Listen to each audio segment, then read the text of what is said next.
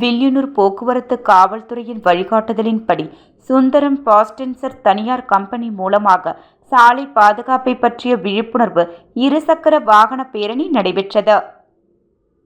புதுச்சேரி காவல்துறை உயர் அதிகாரிகளின் உத்தரவின் பேரில் புதுச்சேரி போக்குவரத்து முதுநிலை காவல் கண்காணிப்பாளர் நித்யா ராதாகிருஷ்ணன் மேற்பார்வையில் புதுச்சேரியில் 0 விபத்து என்ற இலக்கை நோக்கி பல்வேறு விழிப்புணர்வு நிகழ்ச்சிகள் நடைபெற்று வருகிறது.